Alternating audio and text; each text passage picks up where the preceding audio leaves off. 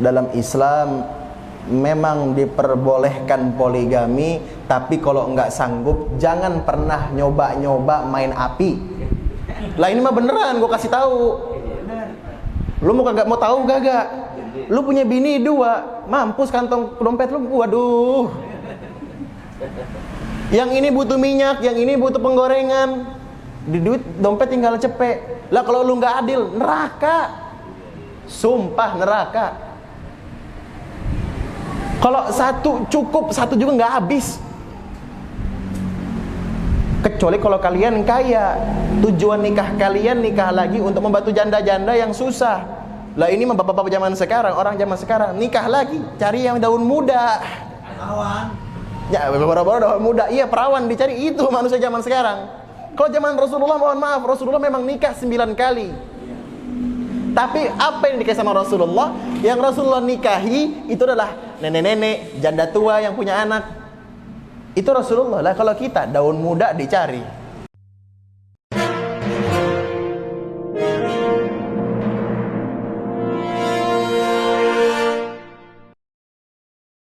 Bismillah, assalamualaikum warahmatullahi wabarakatuh. Waalaikumsalam warahmatullahi wabarakatuh. Alhamdulillahil ahad, wassalatu wassalamu ala man fis sama'i ismuhu Ahmad wa fil ardi ismuhu Muhammad. Allahumma salli ala nuril anwar wa sirril asrar wa tiryadil akhyar wa biftahil babil yasar sayyidina wa maulana Muhammadin al-Mukhtar wa alihi al-athyar wa ashabihi al-akhyar adada ni'amillah wa ifdalih. Alhamdulillah wa sultanuh alwani fil burhanuh al-maqsud bil wujud karamuh wa ihsanuh. Amma ba'd. Yang saya cintai, yang saya muliakan, yang saya hormati para ustaz, sesepuh wilayah, tokoh masyarakat, jamaah yang hadir di sini, semoga Allah Ta'ala panjangkan umurnya, Allah sehatkan badannya, Allah berkahi setiap urusannya, Allah kabulkan segala hajat keinginannya. Yang saya cintai, yang saya muliakan, terkhusus sahibul hajat yang punya rumah, semoga Allah Ta'ala buka pintu rezeki seluas-luasnya. Tidak lupa pula kita salamkan kecintaan kita kepada sosok manusia yang paling agung di karunia Allah, sosok manusia yang tidak ada tandingan kemuliaannya, baginda Maulana Muhammad.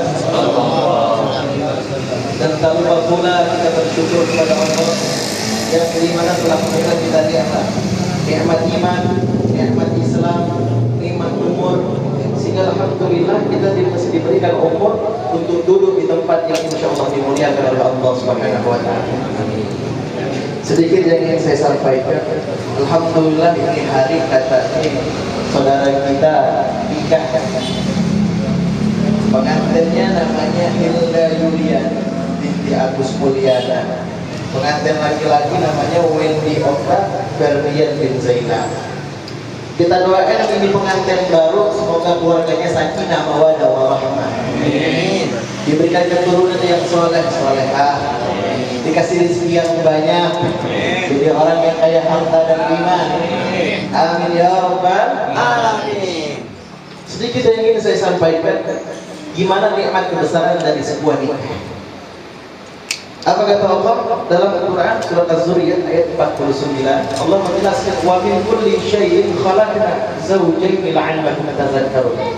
Kuciptakan manusia itu berpasang-pasangan agar tahu kebesaran.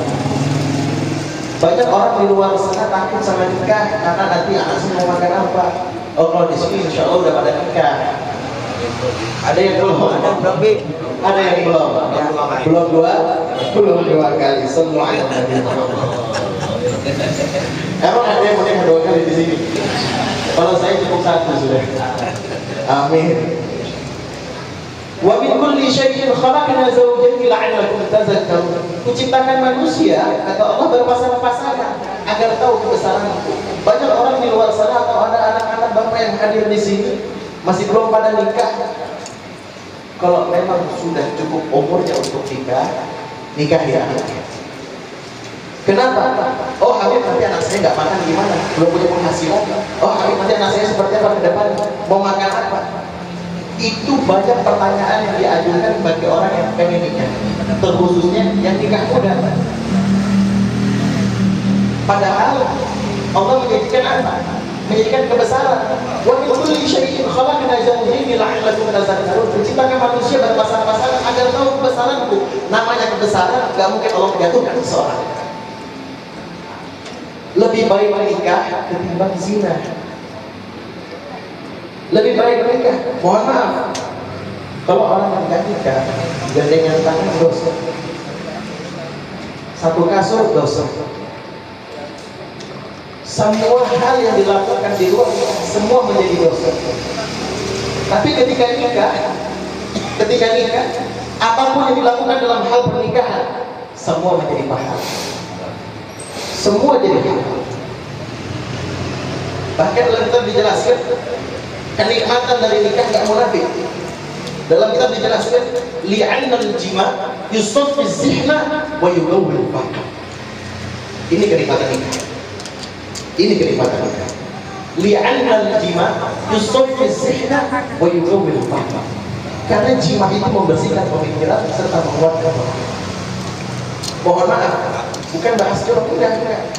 Bukan ke sana arahnya, tetapi sesuatu dalam hal nikah semua jadi baik. Tapi kalau jima di luar nikah, mohon maaf,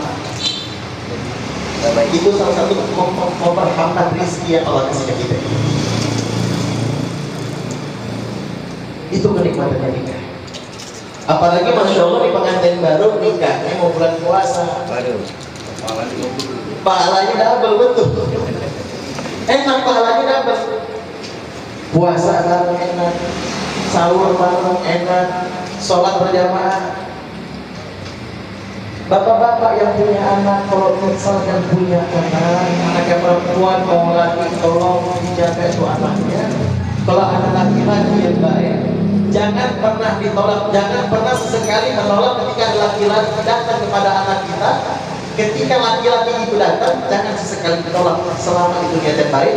Siapa yang paling baik? Dia yang berani menghadap orang tuanya, meminta anaknya. Itu manusia yang baik. Itu laki-laki yang baik. Itu calon imam yang baik. Mereka yang berani meminta kepada orang tuanya.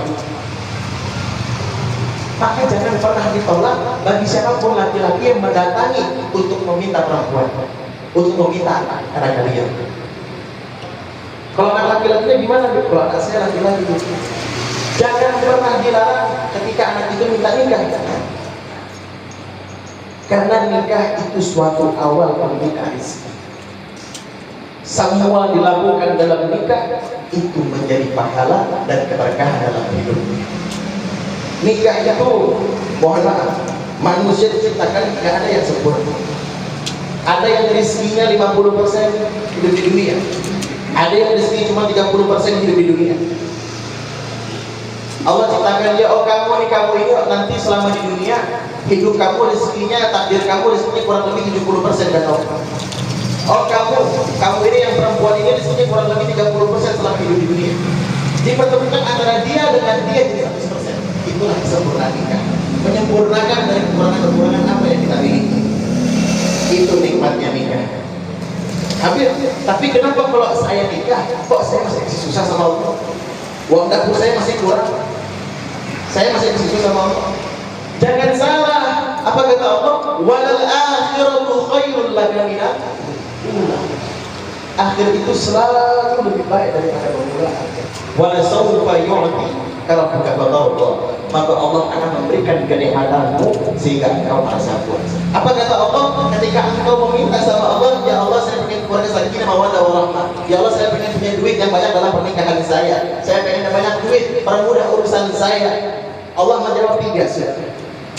Yang pertama Allah jawab, ya akan saya kabulkan permintaanmu. Atau yang kedua, ya akan saya kabulkan permintaanmu pada waktunya. Atau yang ketiga, ya tidak akan saya kabulkan permintaanmu, melainkan akan dengan saya gantikan dengan sesuatu yang lebih baik lagi. Intinya apa? Dalam nikah teruslah beribadah, terus minta sama Allah. Andai kata Allah kasih kesusahan, yakin pasti akan ada kenikmatan. Apa kata Allah? Fa inna ma'al usri yusra. Di balik kesulitan selalu ada kemudahan. Yang penting satu, kita jangan pernah putus minta Allah. Ya Allah, kita jangan pernah putus minta sama Allah. Ya Allah, saya pengen kaya, ya Allah, saya pengen keluarga sakinah, mawaddah warahmah. Kita terus sama Allah. Kita nggak pernah tahu doa yang mana yang Allah kabulin pada saat itu. Makanya saya jelaskan ada 3. Ya akan saya kabulkan, atau ya akan saya kabulkan pada waktunya, atau tidak akan saya kabulkan, melainkan akan saya gantikan dengan yang jauh lebih baik dari permintaan. Yang penting satu, jangan pernah berhenti berdoa. Yang kedua, ikhtiar. Percuma nikah tapi mimpinya tinggi, punya mimpi tinggi tapi nggak mau ikhtiar. Kerja cuma doa, oh ya Allah pengen kaya, lah Allah bapak lu. Ya Allah pengen kaya, kerja. Ya Allah pengen kaya, ikhtiar keluar. Ya Allah saya pengen sukses di dalam dunia bersama istri saya, akhirat bersama istri saya. Ikhtiar, kerja Allah. Jangan kejar dunia sama istri. Apa kata Rasulullah? Ad-dunya mal'un, mal'un ma fiha illa zikrullah wa ma'aliman wa muta'alliman. Dunia itu keji. Sekalipun mereka punya pasangan yang sempurna, tapi kalau mereka terus mengejar dunia dan melupakan Allah yang menciptakan dia. Kaya iya, mungkin bisa kaya. Sekalinya kaya, dia tak akan puas. Puas dengan kekayaan, sekalinya puas dia tak akan bersyukur. Itu kalau kita kejar dunia tanpa mengingat Allah. Makanya berkata Rasulullah, ad-dunya mal'un, mal'un ma fiha illa zikrullah wa ma'aliman wa muta'alliman. Dunia itu keji, dunia itu hina, dunia itu cuma titipan. Wa ma fiha, dan apa-apa yang ada di dalamnya. Dalam dunia apapun itu, karena itu cuma titipan dari Allah. Illa zikrullah, kata Rasulullah, tapi kecuali orang yang mengingat Allah. Ketika pasangan dua yang sempurna ini dijadikan satu oleh Allah dan dia mengejar Allah, dunia dan seisinya akan ikut sama dia. Illa zikrullah, kecuali orang yang mengingat Allah. Wa ma'aliman, dan orang-orang yang alim. Jadilah keluarga di mana seorang pemimpin ini, bapak, suami, itu adalah nahkoda dari sebuah bahtera. Seorang laki-laki itu harus memimpin dan berjalan yang lurus. Jangan sampai salah jalan, jangan sampai belok. Mohon maaf, harta, tahta, wanita itu yang menghancurkan keluarga. Makanya pengantin baru, lakinya mana yang baru? Lakinya mana?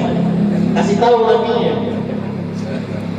Ada lakinya, ada di situ. Ingat baik-baik, yang menghancurkan keluarga harta, tahta, wanita. Itu yang menghancurkan keluarga. Jangan pernah tergiur sama dunia. Harta, dunia. Tahta, jabatan, dunia. Wanita, dunia. Kenapa dunia wanita? Wanita diciptakan sama Allah di dunia. Itu yang menghancurkan keluarga. Oleh karenanya jaga syahwat. Gimana cara kita menjaga syahwat kita agar tidak tergiur dengan kehidupan di dunia luar? Kejar Allah. Gimana caranya? Apapun yang kita lakukan selalu mengingat Allah. Meskipun hal kecil. Hatta hal kecil, sekalipun hal kecil. Mau keluar rumah, mau cari rezeki, bismillahirrahmanirrahim.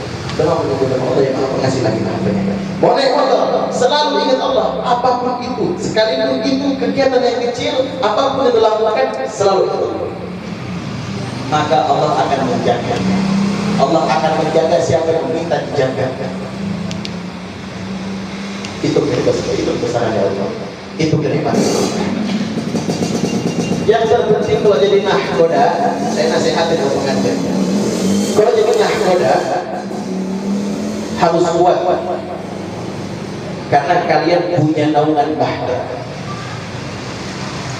Bahtera itu gimana nahkoda?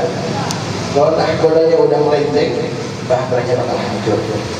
Selama nahkodanya lurus terus karena Allah, berjuang terus karena Allah, cari rezeki karena Allah, membahagiakan keluarga, istri, anak karena Allah. Jangankan uang. Kenapa kita takut miskin? Jadi kita cari uang, betul, kita nggak pernah kita butuh uang.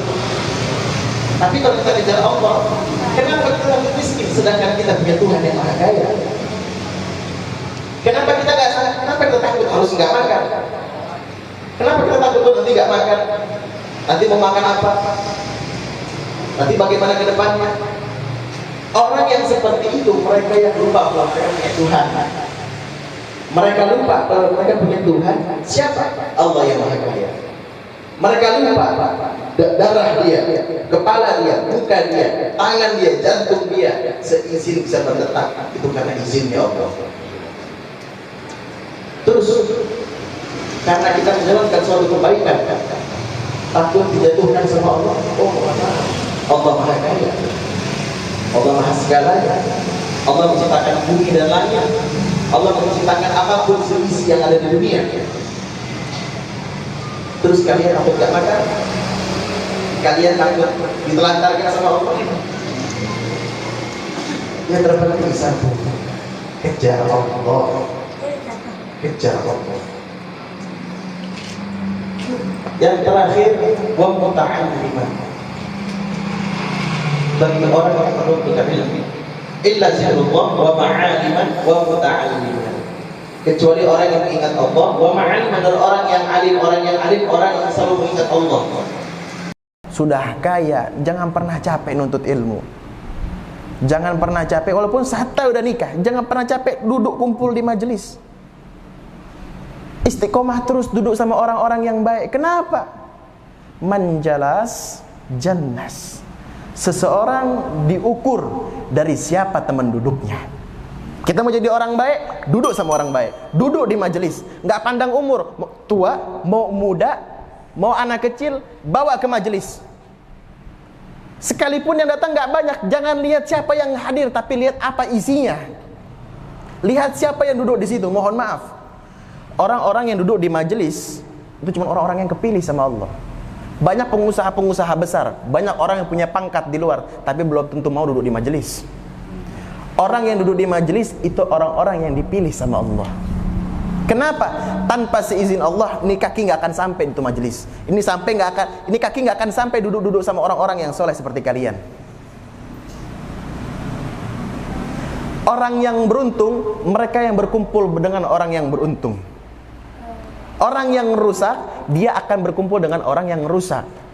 Makanya, kalau pilih-pilih teman terkhusus buat laki-laki, buat suami, kedepannya nanti kalau udah kerja atau apapun itu yang kalian kerjakan di luar rumah tanpa sepengetahuan istri kalian, berkumpullah bersama orang-orang yang baik, maka kalian akan ke bawah baik. Kalau kalian kumpul bersama orang-orang yang buruk, mohon maaf, kalau kalian nggak kuat-kuat iman, kalian bakal ke bawah arus nanti. Kira-kira sampai sini jelas tidak? Jelas? Jelas? Jadi intinya apa? Selama nikah terus kejar Allah. Kita nikmatin apapun yang kita dapatkan. Mau 50.000, mau 100.000. Sekalipun kalau kita punya uang miliaran, triliun, kalau kita nggak bersyukur, nggak akan merasa puas. Tapi kalau dalam hubungan suami istri dalam hal nikah, sekalipun kita mendapatkan 50.000, kalau kita bersyukur, itu nikmatnya kerasa dalam hati kita. Bahagia rasanya. Mau ngasih 50.000 ke istri, 100.000 ke istri, 200.000 ke istri, yang penting bersyukur, Allah pasti kasih jauh lebih banyak lagi. Kuncinya apa? Bersyukur. Apapun itu, sekecil apapun itu, Allah pasti akan melipat gandakan sesuatu yang mereka syukuri apa yang diberikan oleh Allah Subhanahu wa taala. Itu nikmatan nikah. Selalu Allah kasih kenikmatan. Yang penting kita bersyukur. Apapun itu yang dikasih sama Allah, bersyukur. Karena tanpa perizinan Allah, kalau Allah nggak ngizinin, sekalipun 50.000 nggak akan sampai ke kantong kita. Tapi kalau Allah izinin, sekalipun triliunan, kalau Allah bilang kamu kaya, kamu bakal punya uang triliunan, masuk ke kantong. Nggak masuk ke kantong, nggak muat kantong saya masukin ke ATM nanti. Sallu ala Nabi Muhammad.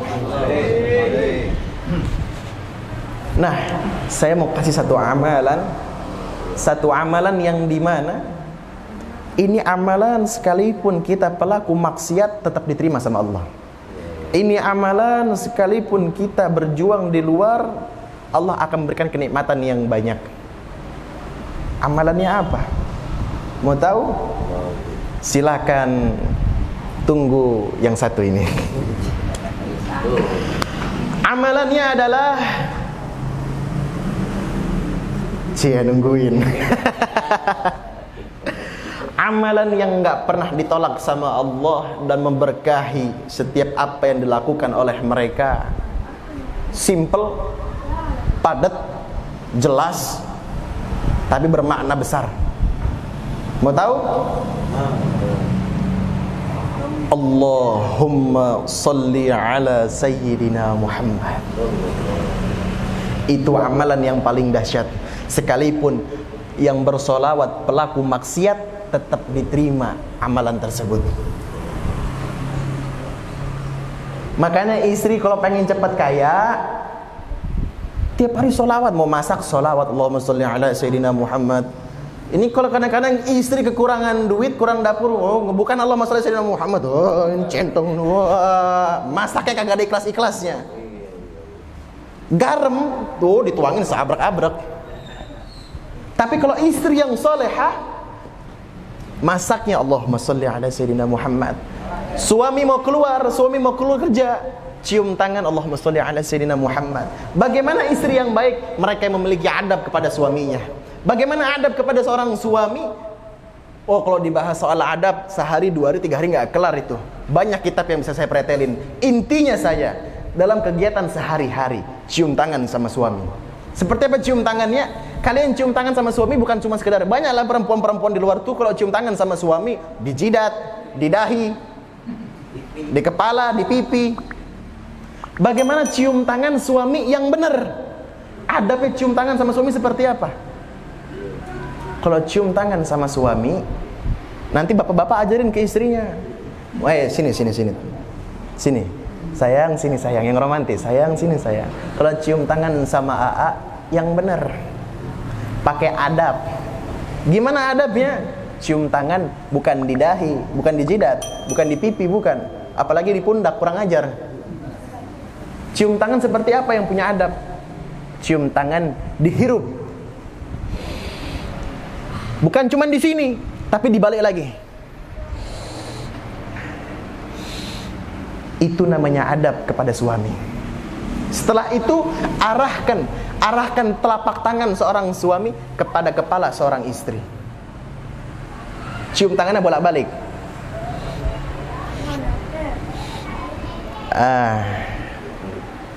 Suami mana yang gak bahagia ketika melihat istrinya memiliki adab yang baik kepada seorang suami?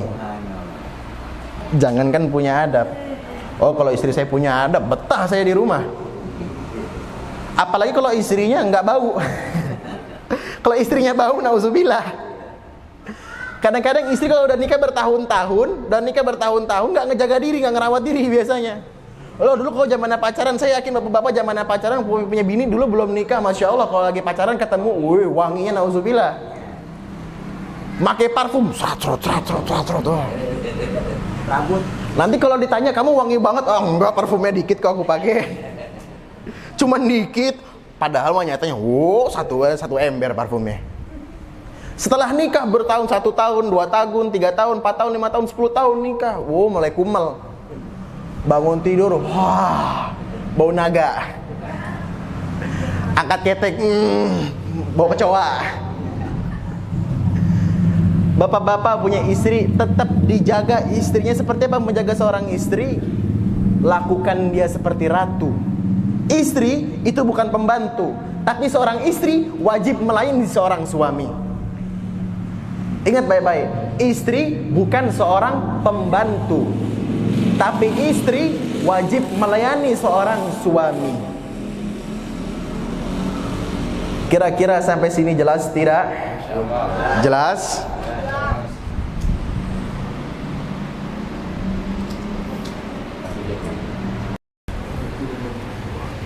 Pak, saya dikabarin ada teman saya yang kecelakaan, yang sekarang lagi dirawat. Saya minta doa Fatihahnya untuk beliau, semoga Allah Ta'ala sehatkan kembali sedia kala.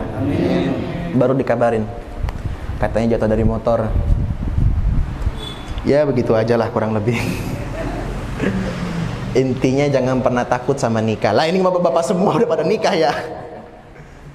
Tapi mohon maaf, dalam Islam memang diperbolehkan poligami, tapi kalau nggak sanggup jangan pernah nyoba-nyoba main api. Lah ini mah beneran gue kasih tahu. Lu mau kagak mau tahu gak? Lu punya bini 2, mampus kantong dompet lu, waduh. Yang ini butuh minyak, yang ini butuh penggorengan. Di duit dompet tinggal cepet. Lah kalau lu nggak adil, neraka. Sumpah neraka. Kalau satu cukup, satu juga nggak habis. Kecuali kalau kalian kaya, tujuan nikah kalian nikah lagi untuk membantu janda-janda yang susah. Lah ini mah bapak-bapak zaman sekarang, orang zaman sekarang nikah lagi, cari yang daun muda. Perawan. Ya, bapak-bapak daun muda, iya perawan dicari, itu manusia zaman sekarang. Kalau zaman Rasulullah, mohon maaf, Rasulullah memang nikah 9 kali. Tapi apa yang dikasih sama Rasulullah? Yang Rasulullah nikahi itu adalah nenek-nenek, janda tua yang punya anak. Itu Rasulullah. Lah kalau kita daun muda dicari. Yang perawan, wah Masya Allah. Makanya hati-hati sama nih pengantin baru nih, laki-laki nih. Jaga bini baik-baik. Jangan sakitin tuh hati perempuan, jangan. Karena kita nggak pernah tahu anak kita perempuan atau tidak. Kita nggak pernah tahu saudara kita perempuan atau tidak. Dan ketika kita melakukan sesuatu keburukan kepada perempuan, kita nggak pernah tahu itu akan terbalaskan dengan lingkup kita. Entah anak perempuan kita, entah ibu kita, entah saudara perempuan kita. Pikir 10 kali, bahkan kalau bisa 100 kali. Kalau mau macam-macam nyakitin hati perempuan, pikir 1000 kali. Hati-hati bos, karma. Sallu ala nabi. Udah pada ngopi belum? Udah ngopi. Saya yang udah ngopi juga sama. Seret ini.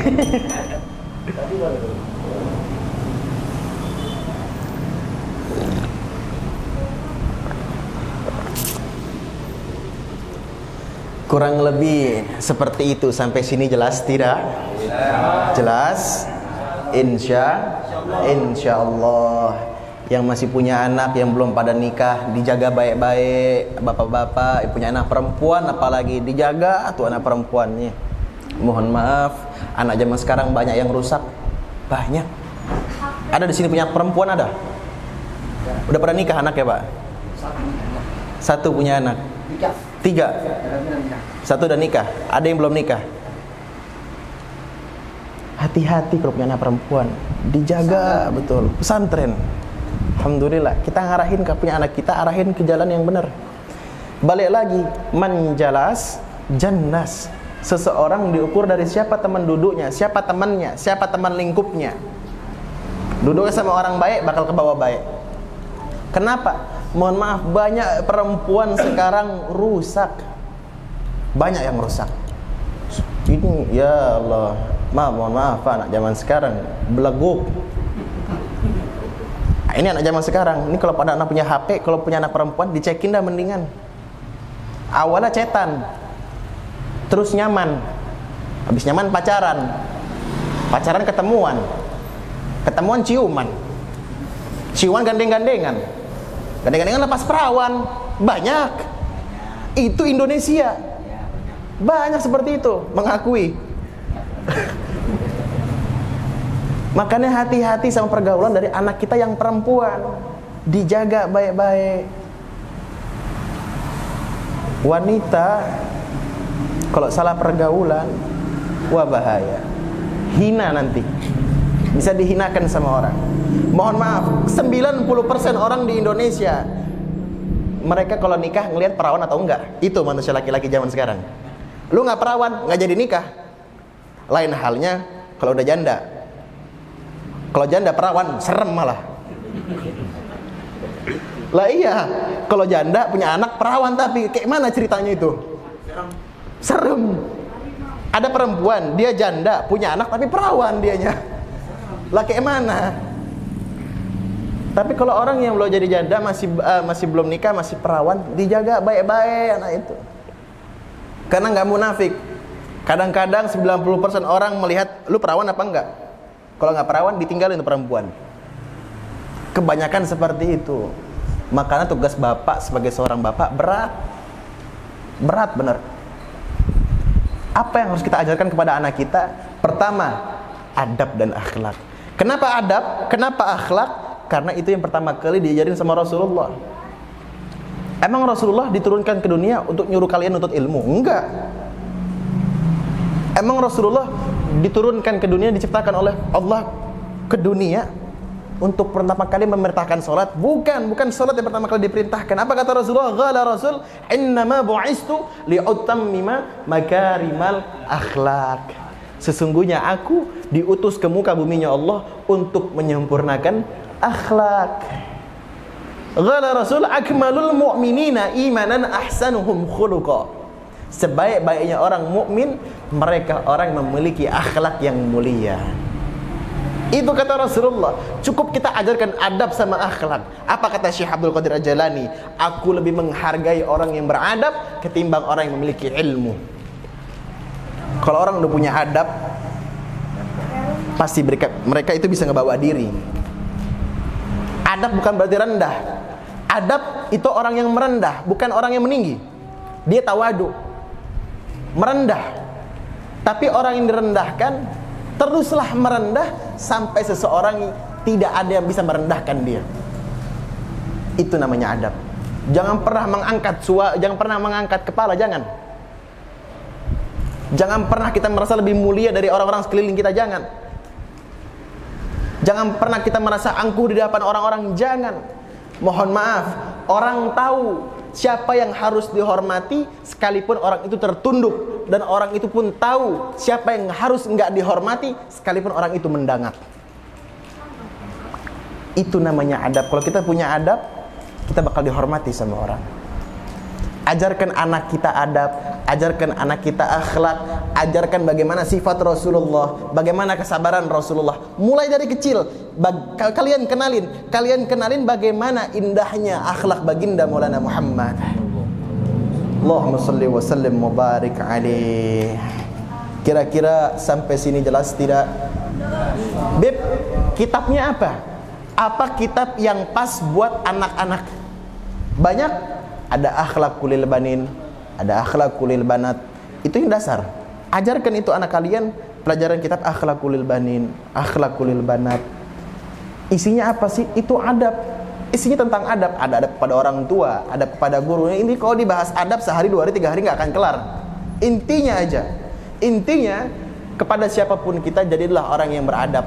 Mulai dari tutur kata yang sopan. Kita sopan, mereka segan. Ajarkan ke anak kita seperti itu. Siapapun anak kita. Ada di sini masih anak-anak. Mukanya bapak-bapak semua.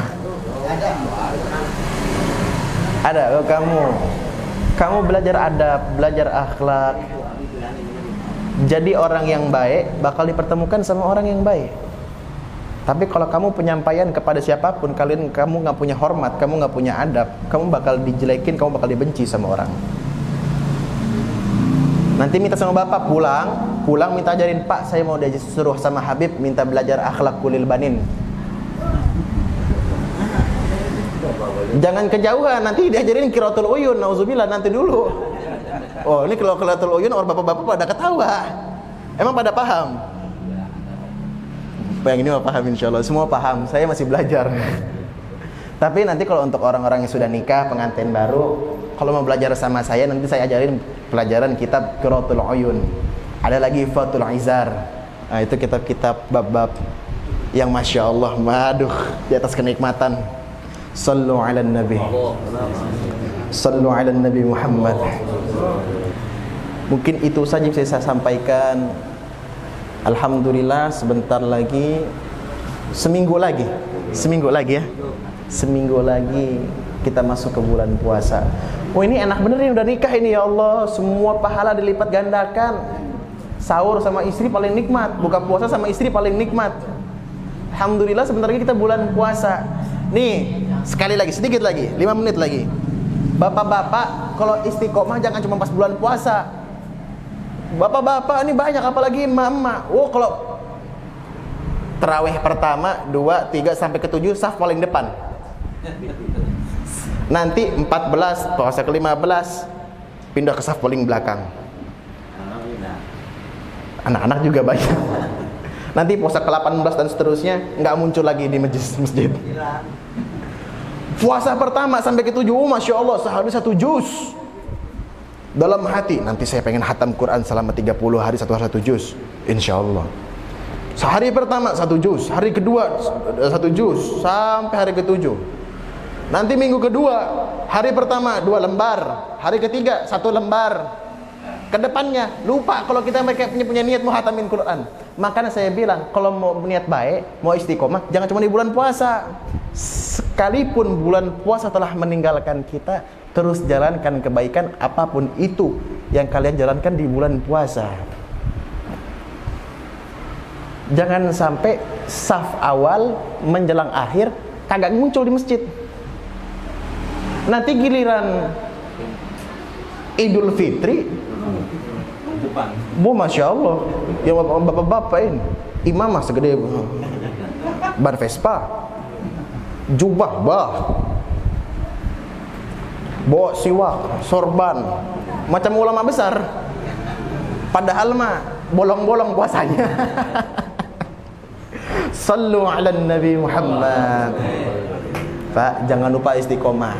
Kita berdoa sama Allah, ya Allah ya Rabb, jangan pertemukan kami cuman sekedar di bulan puasa ini, tapi pertemukan kami juga di puasa yang akan datang nanti. Ya Allah, terus pertemukan kami bersama orang-orang yang baik dalam lingkungan kami. Ya Allah ya Rabb, istiqomahkan kami dalam hal kebaikan apapun itu. Ya Allah, jadikan lidah kami lidah yang selalu basah bersolawat kepada baginda Maulana Muhammad. Amin ya Rabban. Ya Allah, yang punya utang semoga Allah lunasin utangnya. Ketahuan banyak utang. Sallu ala Nabi Muhammad. Ini nama daerahnya apa? Pondok Kacang. Semoga bertambah maju, baik dan berkah. Kampungnya, setiap rumahnya Allah kasih limpah rizki yang banyak. Amin ya Rabban. Amin ya Rabbal Alamin. Itu saja yang saya sampaikan. Semoga bermanfaat. Saya hamba yang banyak kekurangan, meminta maaf atas kesalahan-kesalahan yang kurang berkenan dalam hati kalian. Akhirul kalam, walafu minkum. Assalamualaikum warahmatullahi wabarakatuh.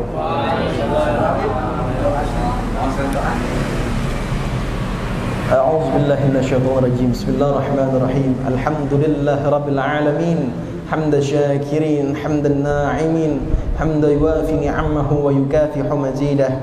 Ya Rabbana lakal hamdu kama yanbaghi li jalali wajhikal karim wa 'azimi sultanik. Allahumma inna nas'aluka salamatan fid din wa 'afiyatan fil jasad wa ziyadatan fil 'ilm wa barakatan fil rizq wa taubatan qabla al maut wa rahmatan 'inda al maut wa maghfiratan ba'da al maut. Allahumma hawwin 'alaina fi sakaratil الموت والنجاة من النار واللحو عند الحساب. ربنا اغفر لنا ولوالدينا وارحمهما كما ربيانا صغارا. اللهم سهل عمورنا، اللهم سهل عمورنا، اللهم سهل عمورنا وعمور والدينا وعمر أستاذنا ما دامت السماوات والأرض. اللهم أكرمنا بنور الفهم وأخرجنا من ظلمات الوهم وافتح لنا أبواب رحمتك وانصر علينا حكمتك يا أرحم الراحمين. اللهم ادفعنا البلاء، اللهم ادفعنا البلاء، اللهم ادفعنا البلاء والوباء والغلا والفحش والفتن والمحن ما ظهر منها وما بطن من بلاد إندونيسيا خاصة ومن بلدان المسلمين عامة. إنك على كل شيء قدير حاجاتنا إليها الكثير حاجاتنا إليها كثير حاجاتنا إليها كثير وأنت عليم بها وخبير ربنا آتنا في الدنيا حسنة وفي الآخرة حسنة وقنا عذاب النار وأدخلنا الجنة مع الأبرار يا عزيز يا غفار يا كريم يا ستار يا عليم يا جبار يا رب العالمين صلى الله على سيدنا محمد نبي الأمي وعلى آله وصحبه وبارك وسلم سبحان ربك رب العزة عما يصفون والسلام على المرسلين والحمد لله رب العالمين أقلته عنه من قبل لا إله إلا الله لا إله إلا الله لا إله إلا الله محمد رسول الله صلى الله عليه وسلم كلمة الحق كلمة الحق كلمة الحق عليها وعليها نموت وعليها نبعث إن شاء الله تعالى من العاملين من العاملين من العاملين برحمتك يا أرحم الراحمين قبول آمين آمين آمين يا رب العالمين